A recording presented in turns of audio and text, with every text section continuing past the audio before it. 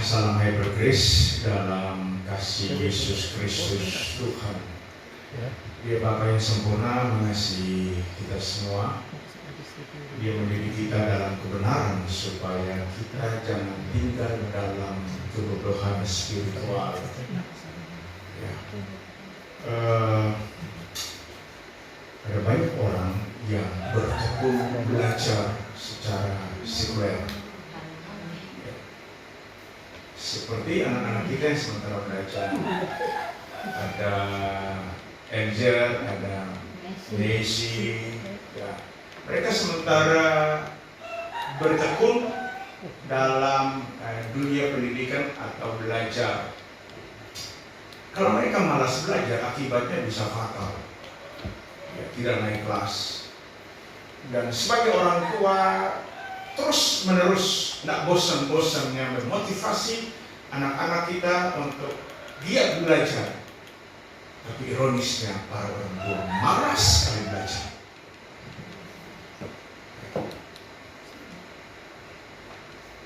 Banyak orang menjadi sarjana teologi hanya untuk meraih suatu sertifikat tertulis namanya.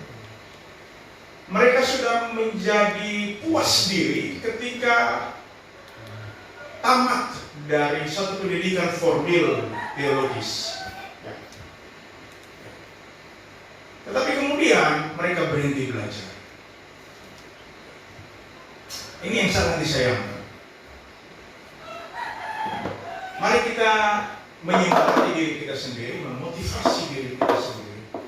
Kebenaran Alkitabiah itu tidak cukup hanya setiap minggu datang gereja dengar khotbah lalu kita jadi pintar. Itu tidak mungkin, ya. Mari kita perhatikan firman Tuhan sebelum saya masuk pada materi intinya. Sebab itu janganlah kamu bodoh, tetapi usahakanlah supaya kamu mengerti kehendak Tuhan. Kalau kita melakukan kritik teks untuk terjemahan lain ini, janganlah kamu bodoh, tetapi usahakanlah supaya kamu mengerti kehendak Tuhan. Yang harus kita kritik teksnya di mana?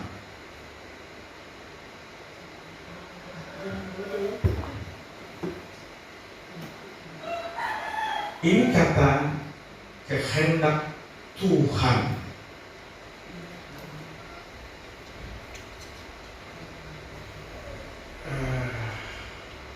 Kehendak itu bahasa Yunaninya teleo, ya. Yang ada hanya kehendak, telo, kehendak, bukan kehendak bebas. Ya. Kemudian lain tidak menerjemahkannya menjadi kehendak Allah, tetapi kehendak Tuhan. Belajar untuk menelaah teks. Jadi Tuhan di sini adalah Yesus. Yesus dalam terjemahan lain sering disebut sebagai Tuhan, Kyrios, bukan Theos. Nah, Yesus mengatakan, kamu akan mengetahui kebenaran, pasti mengetahui kebenaran, dan kebenaran pasti memerdekakan kamu. Aku adalah jalan dan kebenaran.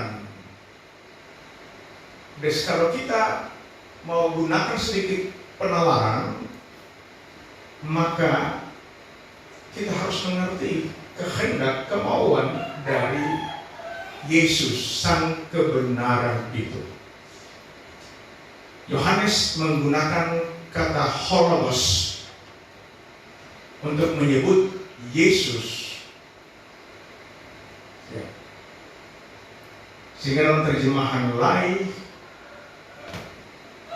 di sana dicatat, ya, Yohanes pasal 1 ayat 1, pada mulanya adalah firman. Itu sebenarnya tidak tepat sangat atau sangat tidak tepat.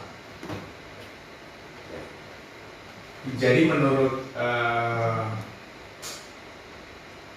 diagram Yunani dari BW10, Bible Work 10, itu ditempatkan firman itu ada dari mulanya. Ya. This Hologos itu subjek. Dia yang ditempatkan urutan pertama. Firman itu ada dari mulanya. Nanti kita akan belajar lebih detail lagi, tetapi saat ini saya mau kasih motivasi untuk kita semua. Disiplinlah diri sendiri untuk tetap belajar. Karena hari-hari ini semakin jahat.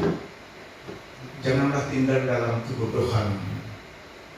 Sebab penipuan itu dimulai dari dalam. Penyesatan teologis itu dimulai dari gereja, dari mimbar-mimbar gereja. Saya mungkin secara ekstrim mengatakan bahwa jangan percaya kepada setiap pengkhotbah, termasuk saya.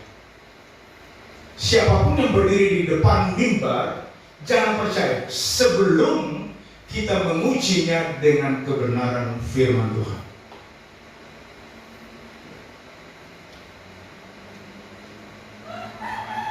Makanya ini ayat bilang, janganlah kamu bodoh. Ini nasihat Rasul Paulus kepada jemaat di Efesus, jangan kamu bodoh.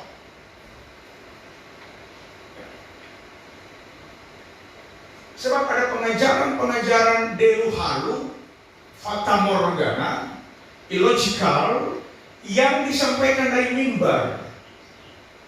Sifatnya sugesti. Jadi kalau orang duduk belajar pakai bahasa asli lagi, kalau orang tetap tinggal dalam kebodohan, malas belajar, mau jadi apa orang? Mau cerita bagaimana tentang Yesus Kristus? Hari ini topik kita sungguh menarik. Logika firman. Betul ya? Topik kita hari ini kan logika firman, betul ya? Semuanya membisi. Jadi saya mau menjawab susah. Ya. Guys,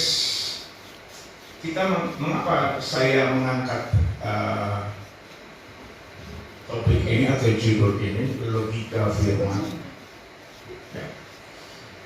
Ada banyak kritikan dari luar sana. Ya. Ada banyak kritikan dari luar sana, bahkan dari mimbar gereja sendiri, bahwa iman Kristen itu tidak masuk akal. Benar, tidak masuk akal iman Kristen. Maka kita membuka hati kita untuk dengar firman. Inilah yang kata-kata yang konyol, yang apa ya, yang tidak logis. Dengar firman itu bukan buka hati, tapi buka otak.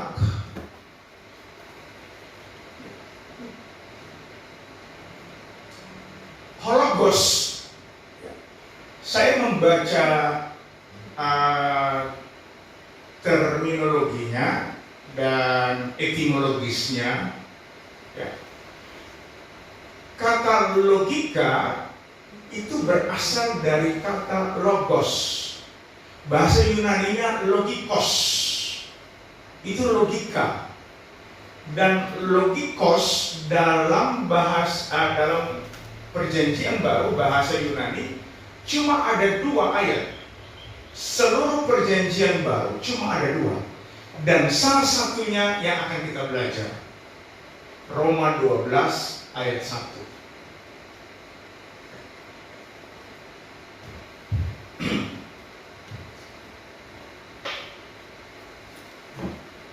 Jadi ketika kita percaya Yesus adalah sumber logika kita.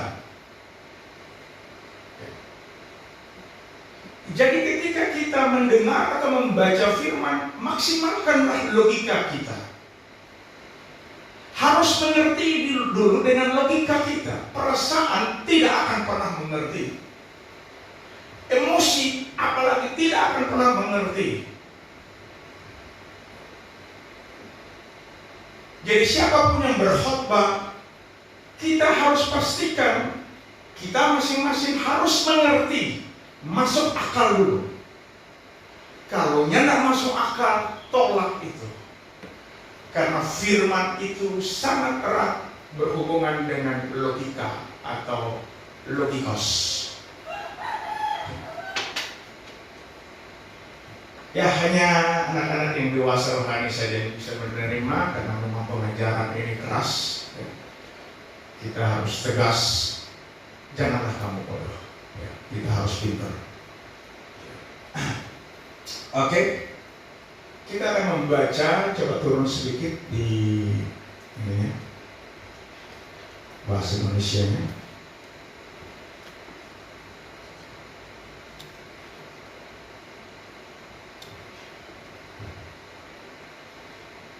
Bahasa Indonesia.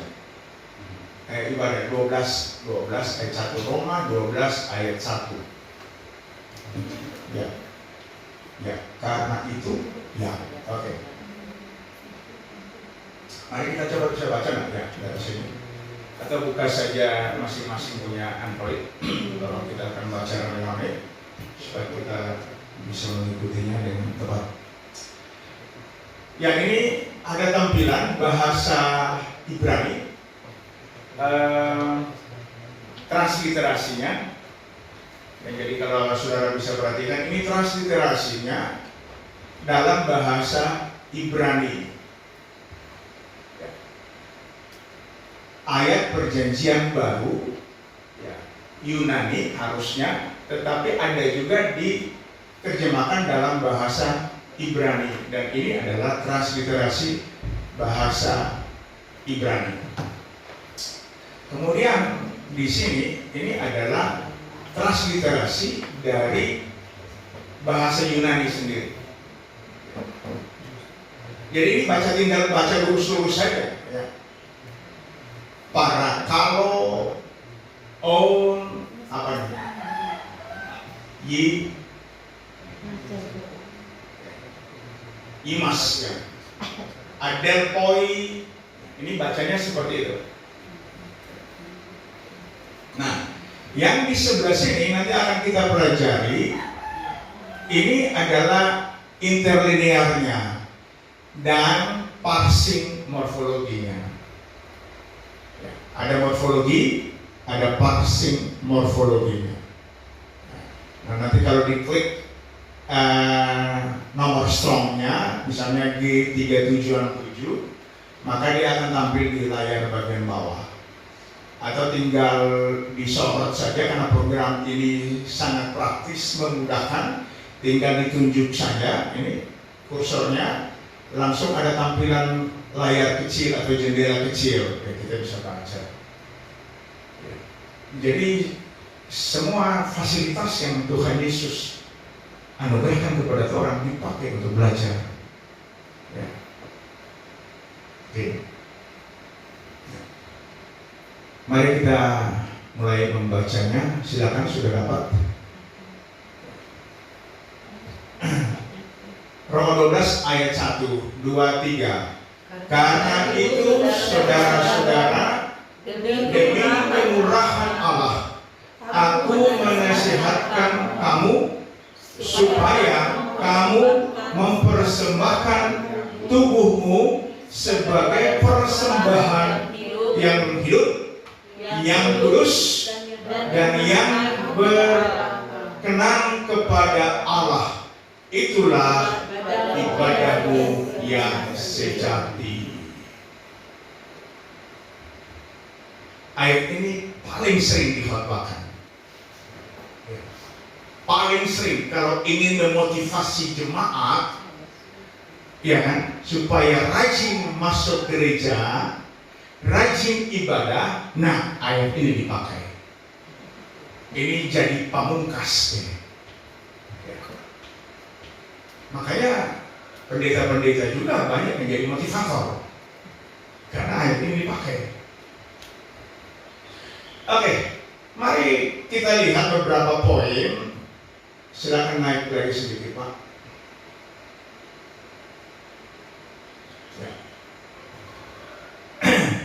kita akan perhatikan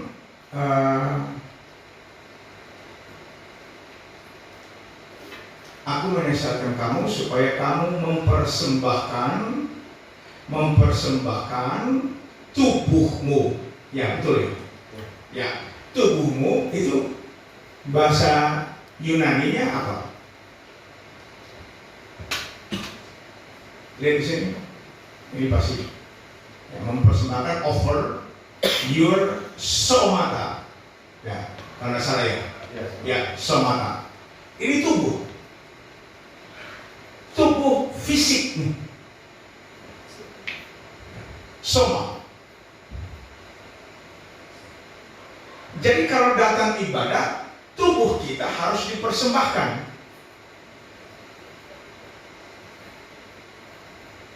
Artinya kita harus konsentrasi penuh, terlibat penuh, tubuh kita harus dilibatkan dalam ibadah. Nah, sekarang coba mari kita pikir, ketika waktu worship leader, mari kita menyembah, lalu jemaat bangkit berdiri dan mengatakan, itulah penyembahan. Tubuhnya di mana? Ini kan harus dipersembahkan. Jadi kalau menyembah, tubuh harus menyembah. Bukan cuma roh yang menyembah. Seringkali kita abaikan karena orang suka satu ayat. Ya. Barang siapa menyembah Bapa harus menyembahnya dalam kebenaran. Oh enggak, dorang hanya pakai roh, dorang tidak pakai kebenaran. Makanya jangan heran kalau dorang asik berbahasa roh, berglosolalia. Jadi pada dasarnya gereja ini ahli di dalam memutilasi ayat-ayat firman Tuhan.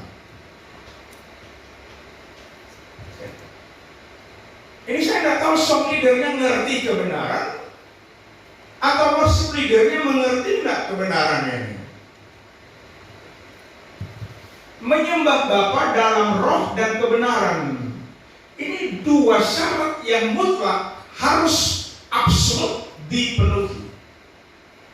Salah satu saja dilakukan itu tidak benar, itu salah. Kalau saudara periksa roh dan kebenaran dalam bahasa Yunaninya itu disebut sebagai aletheia. Jadi kalau orang lacak pasti dapat. Dalam roh, pneuma, spirit, ruah, dan kebenaran. Dan kebenaran itu adalah aletheia. Sehingga kita disebut juga aletheos, orang benar. Yesus mengatakan, akulah jalan, hodos, dan kebenaran. Itu aletheia. Nah, kebenaran yang Yesus ajarkan ini kebenaran yang logikos, masuk akal. Karena dia logos, dia hologos. Jadi dia adalah sumber logika kita. Makanya Paulus mengatakan,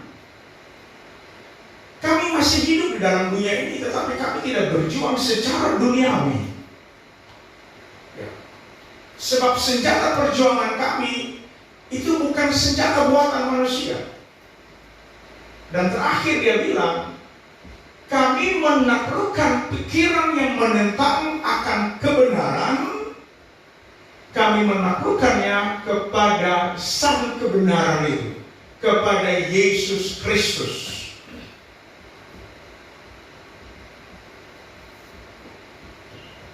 Coba baca dulu Tolong. 2 Korintus ya. 10 ayat 5. Kalau tidak salah 5.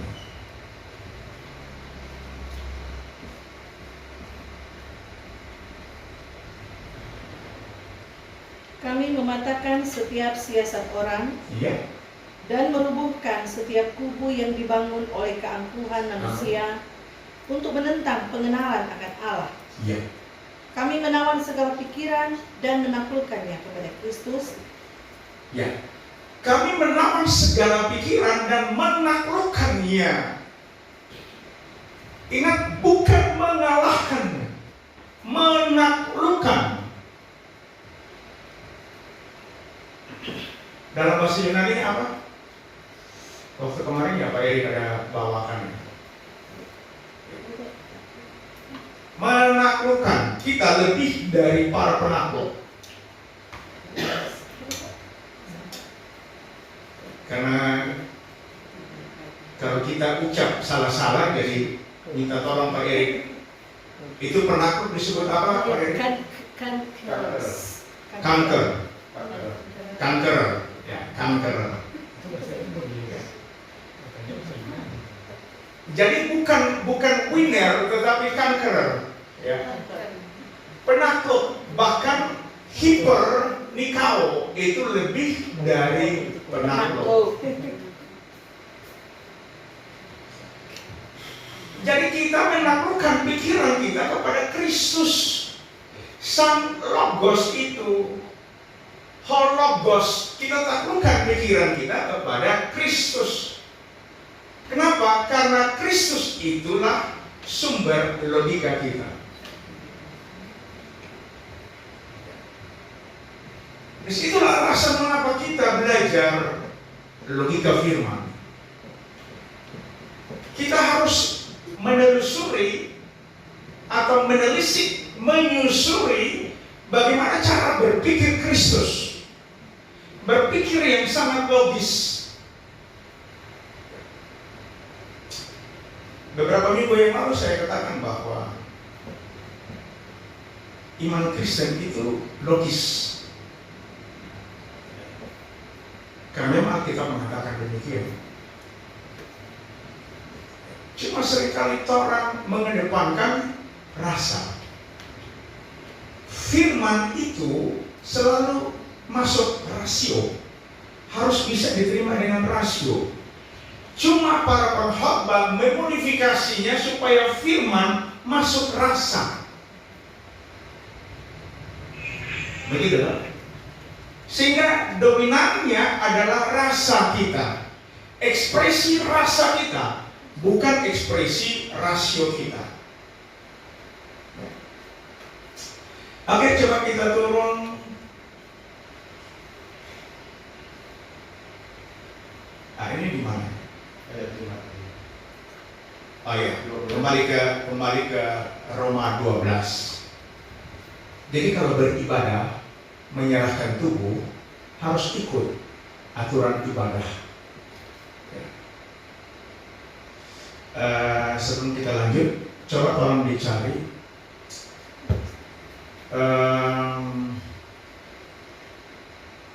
itu di 1 Petrus 5 ya, atau 2 Petrus. Ibadah dengan takut dan gentar, karena bumi ini akan dihancurkan. Di mana ya? 2 Petrus 3 ya. Tolong bantu dicari.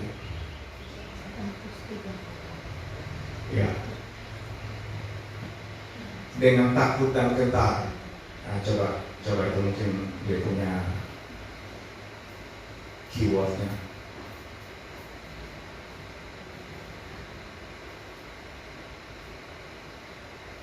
Ibadah yang berkenan kepadanya.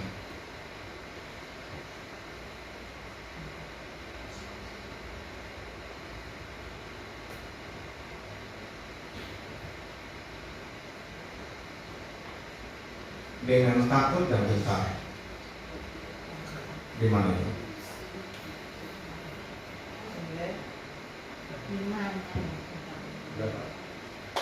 Itu dengan takut dan gentar, kalau tidak salah di 2 Petrus 3 kalau tidak salah ini.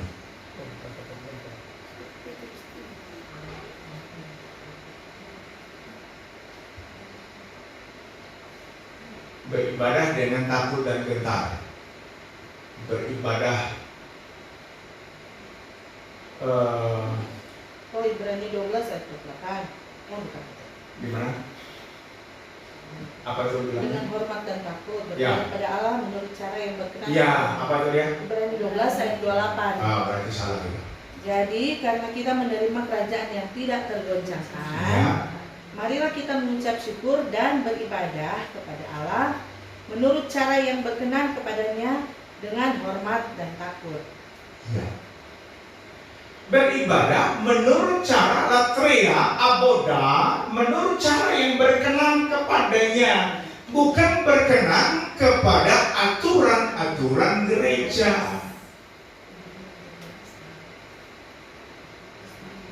Itu kan dengan takut dan gentar. Beribadah kepadanya sesuai atau menurut cara yang berkenan kepadanya. Alkitab sudah mengatakan cara yang berkenan itu harus menyembahnya dalam roh dan kebenaran. Jangan dimutilasi.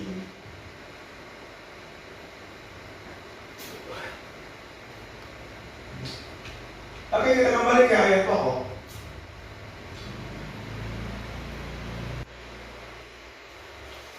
Di Roma 12 ayat 1.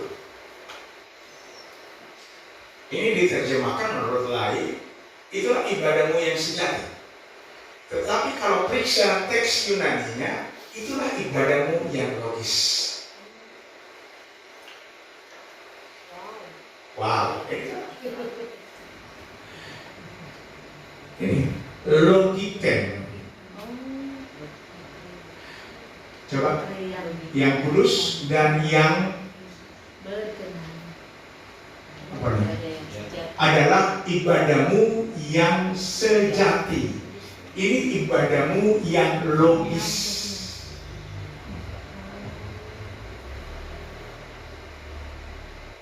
Persembahkanlah tubuhmu, persembahkan. Itu ibadah yang logis.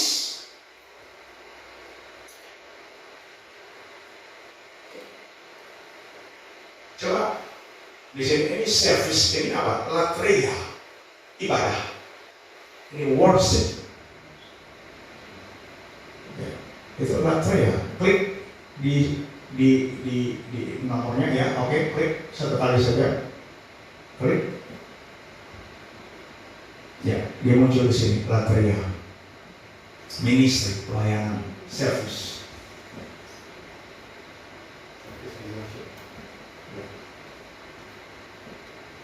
Jadi kita sementara ibadah ini. Ibadah yang sejati itu masuk akal. Logika, jangan bikin aneh-aneh. Ibadah kalau nak berglosolali ada arti apa? Kenapa glosolali harus diterjemahkan? Supaya terima dengan logika. Bisa tangkap ya? Jangan berbahasa roh, berglosolali yang membuat teman di sebelah syak. Mana dia bilang apa kan?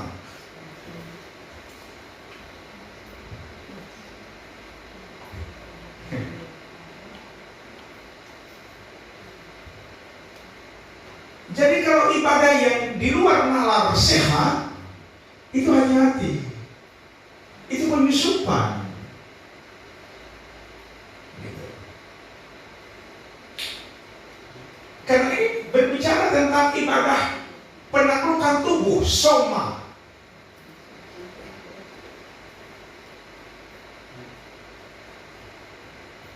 Dimensi mana yang menaklukkan soma?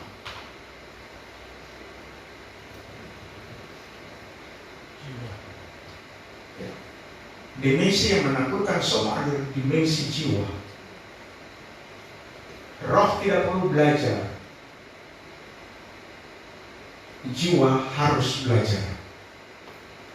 Kenapa jiwa belajar? Karena jiwa tugasnya menaklukkan soma. Atau dalam bahasa yang lebih kerennya sarx. Kenapa di Paulus menggunakan istilah sarkikos? Ya. Kamu dilihat secara umur harusnya sudah dewasa, tetapi kenapa masih daging? Ya.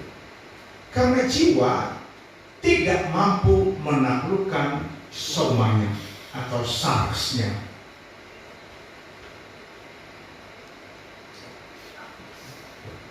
Roh itu dia punya tugas cuma satu, connect dengan Yesus Kristus. Karena ketika kita diselamatkan, roh kita sudah disempurnakan. Jadi roh kita tidak perlu belajar. Yang harus belajar, kamu akan mengetahui kebenaran. Kebenaran pasti memerdekakan kamu. Itu ditujukan kepada jiwa, psikikosnya kita, psikisnya. Kita yang harus belajar, jiwa kita yang harus belajar.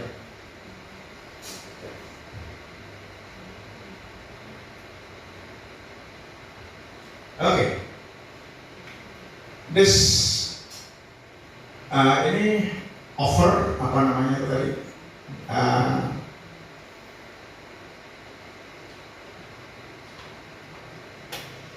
Latria, ya, ibadahmu yang sejati. Sejati dia pakai logikos. Ya, ibadah sejati, coba dibawa. Coba di mana itu logikos? Oh ya, ini logiken. Ya, itu pengucapannya. Ini adalah logikos. Ini adjektif sifat. Coba klik di sini. Mau lihat bentuknya apa di bawah? Nggak, di adjektif ini di mana? Di punya pasif morfologinya.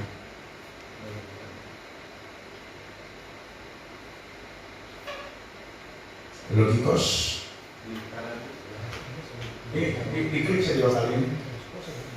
Nanti muncul di bawah. Ya, ini noun, datif. Bukan ya. Ini adjektif, akusatif atau apa? Oh, ini di sini. Sorry, ini sebelahnya. Adjektif, ya akusatif betul. Feminin, singular. Jadi logika ini sifat, logis, sifat. Jadi beribadah harus logis. Jangan bikin yang aneh-aneh. Logika firman, logikos, hologos, logika firman Yesus Kristus.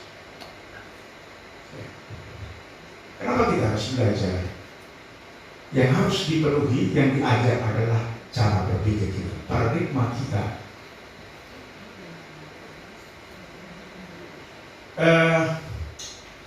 Saya senang dengan beberapa term yang selalu digunakan oleh Pak Erik. Itu term yang populer, yang Pak Erik ulang-ulang bilang, Yesus adalah Maha Gurunya. Ini bukan sekedar profesor dunia, bukan. Ini profesor sorga. Orang menyebutnya Yesus itu adalah kita punya Maha Guru. Kok kita mengenai biomong?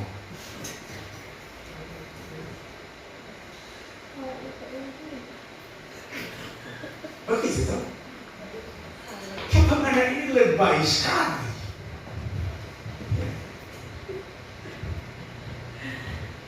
Siapa ini ngana bahot mata bolingkar.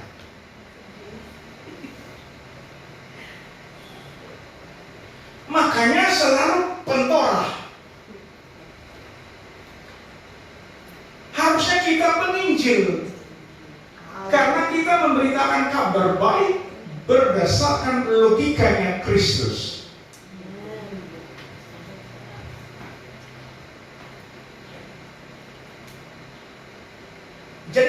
membaca teks Yohanes pasal 1 ayat 1, ya, saudara perhatikan susunannya dalam diagram Yunani versi BW10, itu dia tulis hologos itu di awal, karena itu subjek. Des firman itu ada dari mulanya.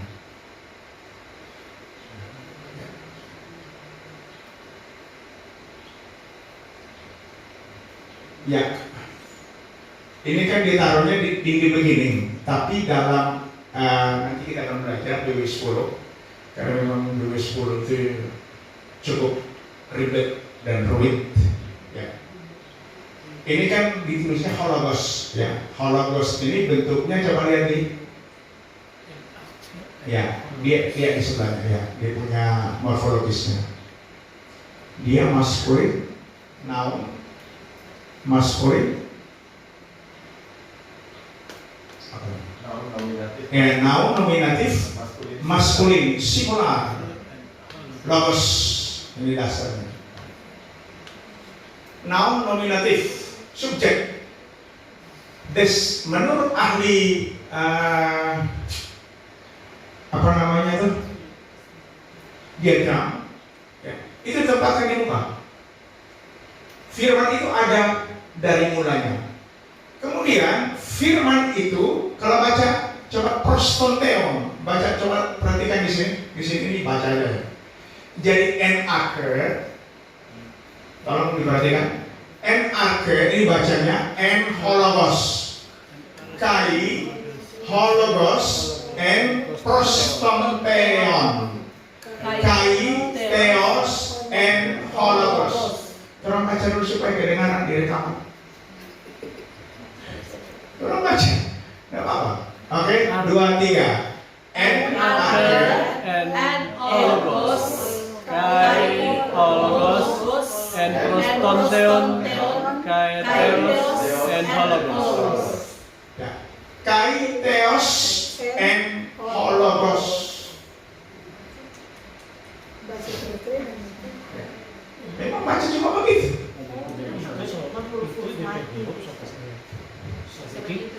Ini namanya transliterasinya.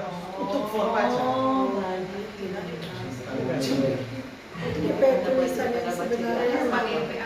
Ya, jadi ini tulisan yang benarnya ada di sini. Jadi pada mulanya, ini kan dia pakai di terjemahan lain begini. Tetapi ini kan tadi saya sudah bilang sesuai diagram Yunani, firman ada atau pada mulanya. Oke, firman ada pada mulanya. Kemudian firman atau hologos dia pakai ini apa namanya? Kalau dalam bahasa Inggris pakai kata D. Itu Pak Erik apa yang sedang? Artikel. Ya. Di sini artikel dia pakai logos. Ya. Hologos. Ya. Perhatikan, en prostonteon. Ini yang harus diluruskan. Ini bukan firman itu bersama-sama dengan Allah. Makanya terjadi Trinitas karena bersama-sama. Iya. Ya. Saya bersama-sama dengan Pak Erik. Pak Erik ada 2 toh.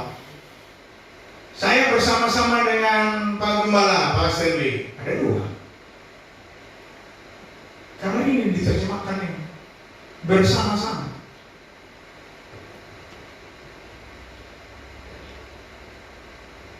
Kalau periksa teks terjemahan Inggrisnya ini prostonteon ini harusnya menunjuk. Coba diklik di prostonteon di bawah. Prostonteon, coba cari. pros ya, pros nih, pros ya. Klik di pros ya. Apa? Toward apa? Wah, kita nggak tahu baca. Di sebelah kanan belakang. Ya, ini toward. Toward. Jadi kira-kira mau diterjemahkan seperti apa? Toward to. Saya periksa kamusnya, ini menunjuk toward to. Ya begitu ya Pak ya? Iya, menunjuk. Ini bersyukurlah kita punya ahli bahasa Inggris jadi firman kembali ke atas itu firman menunjuk prostonteon.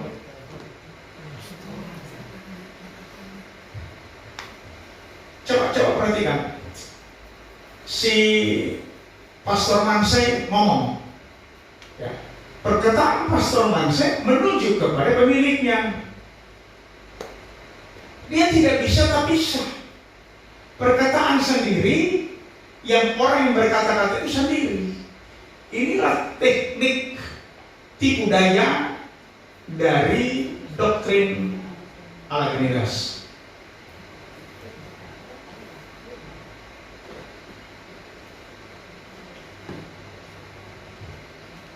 Ini jadi error logik. Ya begitu. Yang saya sebut deluhalu, tidak bisa dijelaskan. Bagaimana orang yang berkata-kata, perkataannya dipisahkan dari orangnya? Gitu kan?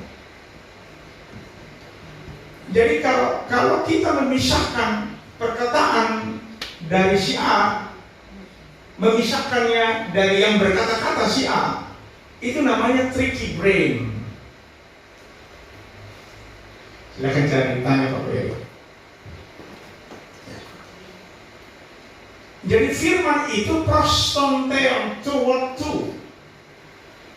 Firman hologos menunjuk kepada theon atau theos. Theos itu terjemahkan transliterasi dari bahasa Ibrani-nya adalah Elohim.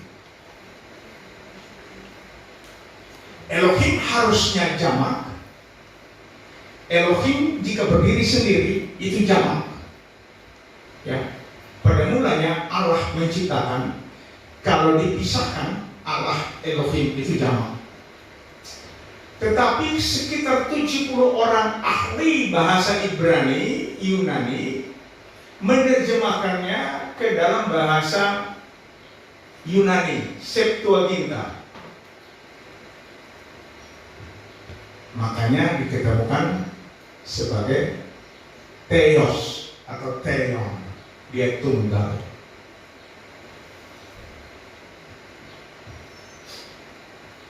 Ya kecuali orang lebih pintar dari penerjemah.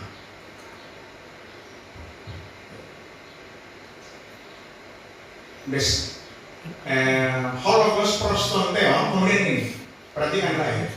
Kai, theos, and hologos. Dalam apa namanya tadi, diagram Yunani itu dipakai di depan lebih dulu nih, hologos, kai, and theos ya. Jadi theos ini hologos. Firman itulah Yahweh. Theos. Theos kalau saudara runut dalam akar kata bahasa Ibrani, ya karena dia sudah bentuknya tunggal. Kalau cari di Septuagint Dictionary itu akan ketemunya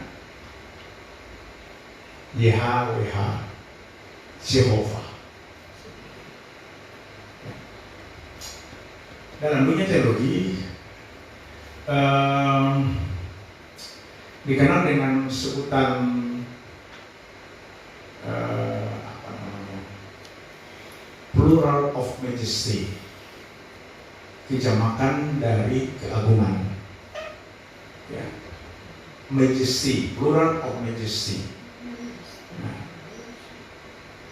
Kemudian kemudian dorang para guru-guru besar ini, ya, profesor di teologi, dorang mulai balik dia. Jadi dorang pakai Elohim. Elohim itu plural of majesty. Sebenarnya kalau kita runut, yang disebut plural of majesty itu adalah Yahweh. Orang Israel mengikut sertakan Elohim kepada Yahweh, JHWH atau Jehovah. Jehovah atau Yahweh ini adalah kal imperfect. Tolong perhatikan baik-baik. Kal imperfect bentuknya singular. Ya. Itu kata kerja yang tidak selesai dalam bentuk tunggal, singular.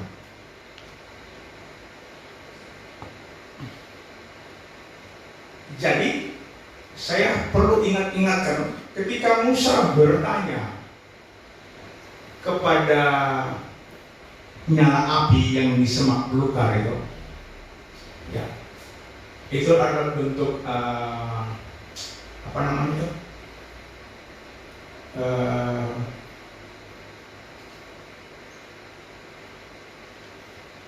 Jadi dia mengambil bentuk seperti api, ya, yang menyala.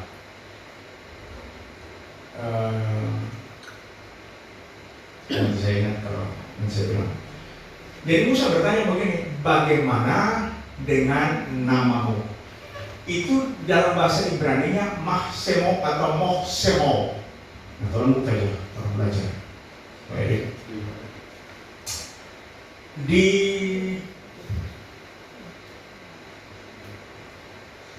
bagaimana dengan namamu? Di Keluaran ya. Keluaran 3 ayat 14 ya. Tolong.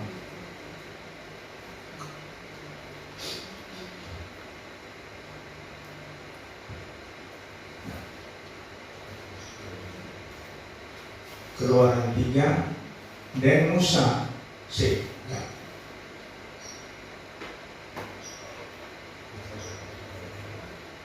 Elohe mana yang tulisnya? Keluaran 3 ayat 14 ya. Nah ini sini firman Allah kepada Musa.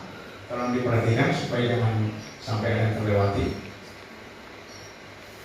Aku adalah aku, lagi firman-Nya. Beginilah katakan kepada orang Israel itu, akulah aku, telah mengutus aku kepadamu. Ya. Langsung apa pusing kepala berbi. Akulah aku yang mengutus aku kepadamu. Ya, nah, di sini mari kita periksa. Ini dia punya bahasa tadi apa? Transliterasi. Ini bacanya. Oke, coba tolong baca aja rame-rame. Ya. Bisa tahu dulu ya, Kak? Bisa. Oke. 2, 3. Wayomer Elohim El Mose Ehye Asher Ehye Wayomer Tomar Libne Israel Ehye Selahan Alekem.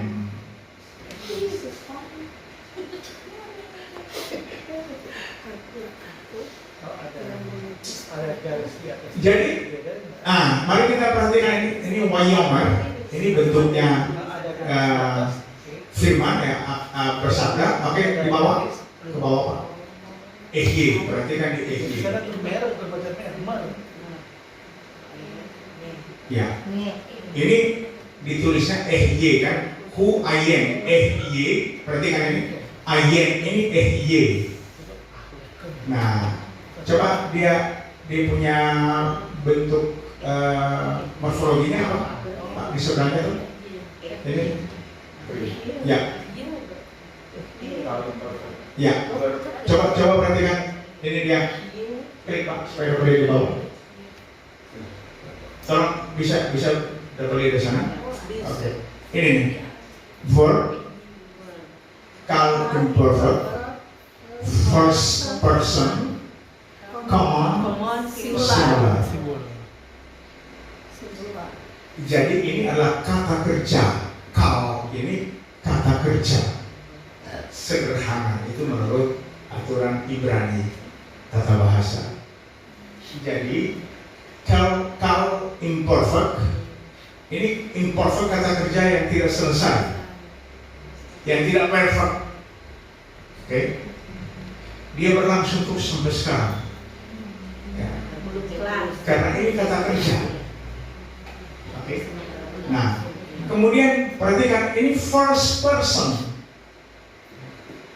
orang pertama dan singular.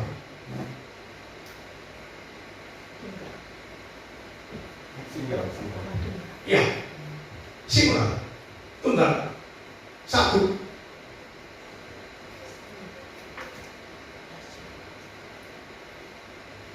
Jadi dia bilang ke Musa, akulah aku.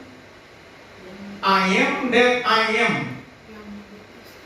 Akulah aku yang sekarang ada, yang dulu juga sudah ada, dan yang akan datang itu ada.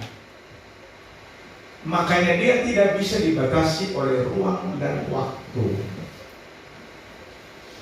Lalu aku adalah aku. Dia juga berkata kepada Musa, Anihu, akulah dia.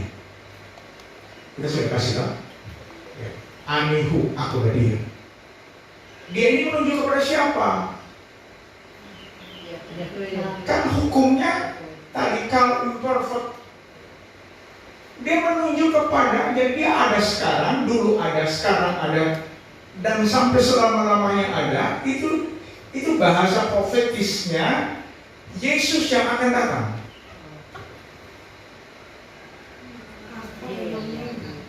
Makanya Yesus waktu dia hadir, dia bilang ego eimi. Dan saya sudah lacak dalam bahasa Yunani koine, dalam bahasa Yunani yang modern pun itu kata ego eimi hanya Yesus yang mengatakannya. Kalau saudara mau memastikannya bagi diri sendiri, silakan cari. Kata ego eimi, akulah dia, hanya Yesus yang mengatakan.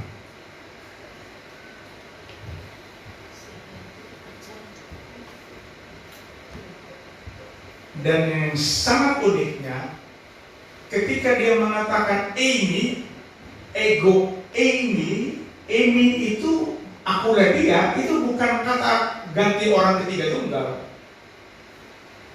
bukan kata benda, tetapi kata kerja.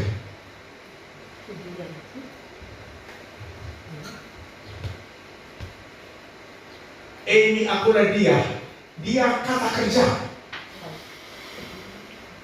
Bisa nyambung ya? Bisa nyambungnya? Bisa. Nyambungnya kan EY, Asher, EY itu.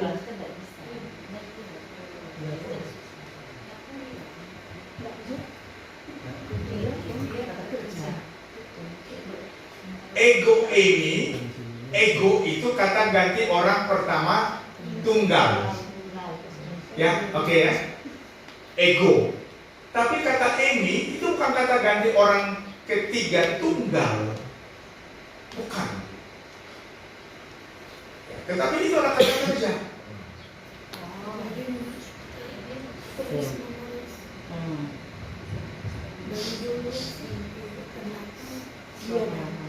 Makanya Yesus bilang begini, sebelum Abraham was, before Abraham was,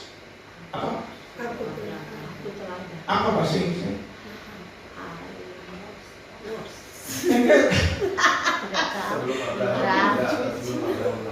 Ya, sebelum before Abraham was, I am. Sebelum Abraham ada, Aku sudah ada.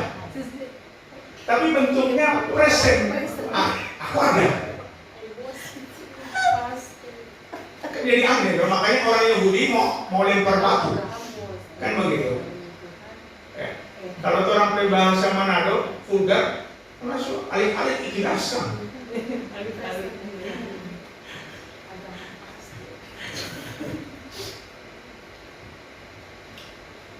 Nah, jadi kita beribadah itu harus sesuai dengan logika.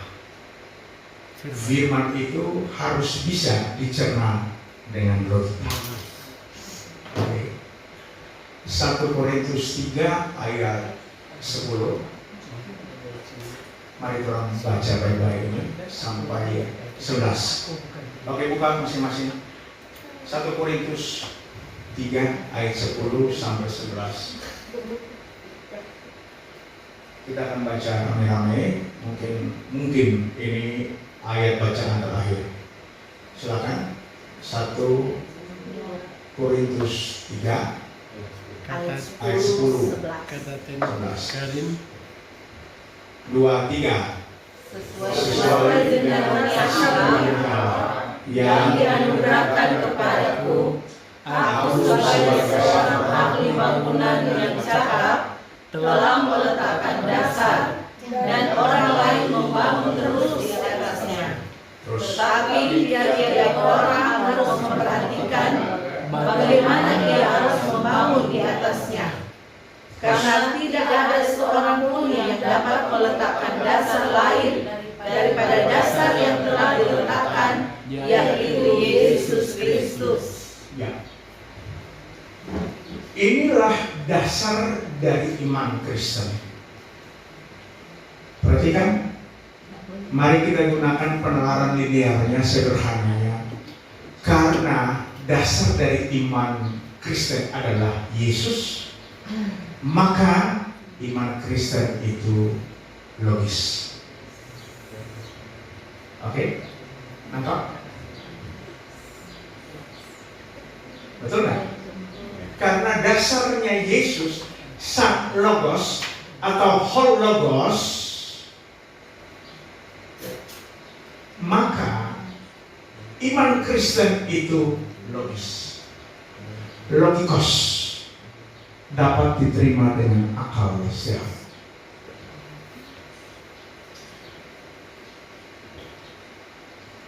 Jadi iman adalah dasar dari segala sesuatu yang tidak kita coba baca dulu supaya kita bisa mengerti benar iman Kristen itu adalah logis. Oke. Ibrani 11 ayat 1.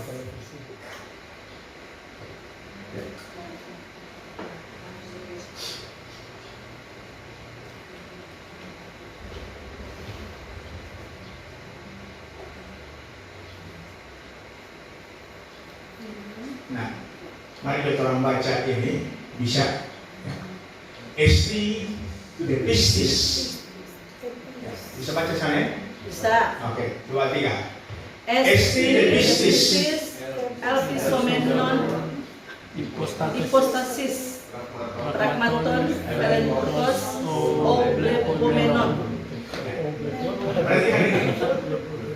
Iman adalah dasar dari segala sesuatu yang kita harapkan dan bukti dari segala sesuatu yang tidak kita lihat. Kalau masih harapkan, kalau bilang iya masih di awal-awal. Tetapi kalau sudah masuk di bukti ini dari segala sesuatu yang tidak kita lihat, ini kan berbahaya, tidak logis. Betul. Ini bicara bukti. Bagaimana iman Kristen itu terbukti dari segala sesuatu yang tidak kita lihat. Coba ini assurance, ke bawah lagi Pak. Kamu lihat bukti dari segala sesuatu. Certain, ya mungkin. Ya, certainty. Ya, ini pakai apa ini? Elenos, ya. Elenos atau elenkos, ya. Ya. Bukti. Bisa so. Karena kita beriman di dalam Sang Logos. Yesus bilang begini, percaya saja. Lalu orang bertanya, wow, mana buktinya? Percaya saja.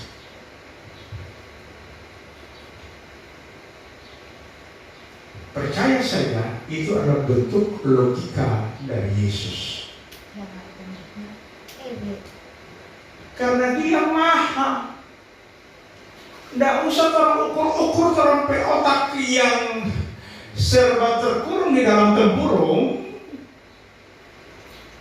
Lalu bilang, ini masuk akal itu. Iman Kristen selalu masuk akal. Karena iman Kristen didasarkan pada hologosnya.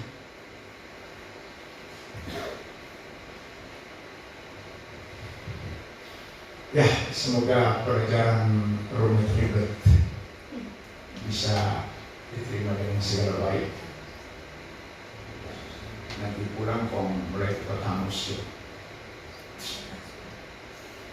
logika firman. Biasa kantor sehari-hari kita berhadapan dengan orang-orang yang super kritis. Ya. Ini paling tidak yang kita kenal dekat. Ini ada Brother Mansai, dia selalu bilang kalau kita masuk kita ke akal, no. Kita akan bertanya sampai dengan kau.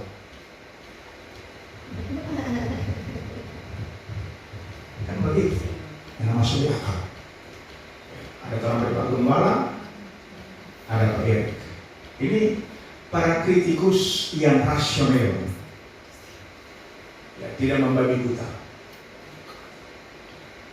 Jadi belajarlah kita untuk mencerna segala bentuk pengajaran. Hati-hati. Mari kita tiru jemaat di Berea. Selalu saya teringat jemaat di Berea. Habis dengar khotbah, ada orang pulang buka catatan. Mungkin karena tidak dikasih kesempatan bertanya, orang pulang buka catatan. Lalu orang buka kitab-kitab suci. Cocok nggak?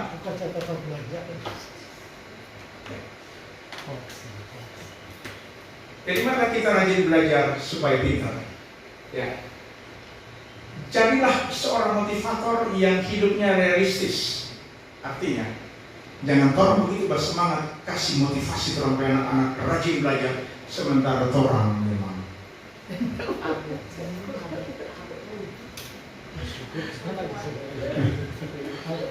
jadi elder tolong Messi ya, kalau papa mama bilang ayo rajin belajar ya, tolong kasih nasihat balik supaya ada keseimbangan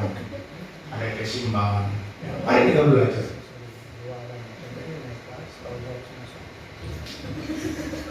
Oke, hari ini kita sampai di sini pelajarannya. Semoga memotivasi kita untuk tetap belajar karena Yesus adalah Sang Logos, dan karena Dia Sang Logos, Dia adalah sumber logika iman dari setiap kita yang belajar dari Yesus Kristus. Ya, Dia adalah aletheia, Dia adalah kebenaran itu sendiri. Dan semua berkati, kalau ada yang mau bertanya, disilahkan, atau ada yang mau